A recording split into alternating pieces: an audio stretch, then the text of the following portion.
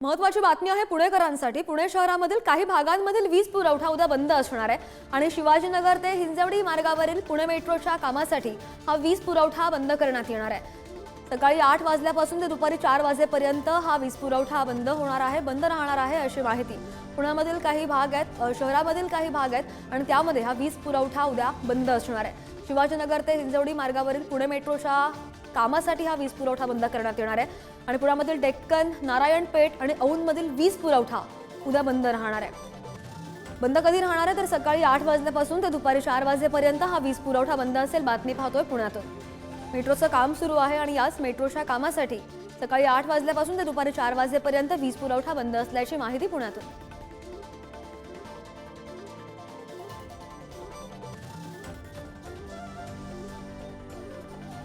आपण पाहतोय पुण्यामध्ये मेट्रोचं काम फार जोरात सुरू आहे आणि त्याच पार्श्वभूमीवर ही अपडेट अधिकची माहिती घेऊन आमचे प्रतिनिधी बालाजी आपल्या सोबत आहेत। बालाजी, उद्या 8 वाजल्यापासून 4 वाजेपर्यंत हा वीज पुरवठा जो बंद राहणार आहे मेट्रोच्या कामासाठी, कोणकोणती शहरामधले जे भाग आहेत परिसरात जिथे हा वीज पुरवठा बंद असणार आहे?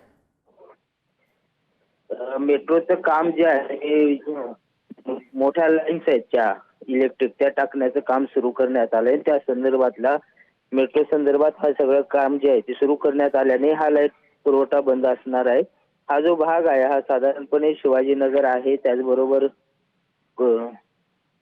डेक्कन, नारायणपेठ, औंध परिसरातला जो वीज पुरवठा आहे तो पूर्णपणे बंद असणार आहे। डेक्कन आणि नारायणपेठ या भागातला वीज पुरवठा उद्या दिवसभर बंद असणार आहे। यासाठी नागरिकांना उद्या लाईट बंद असण्याचं जे आदेश आहेत ते देण्यात आलेले आहेत आणि तशी काळजी घेण्याचं आवाहन करण्यात आले। निश्चित बालाजी, धन्यवाद दिलेल्या सगळ्या सविस्तर माहितीसाठी। बातमी पुणेकरांसाठी महत्त्वाची।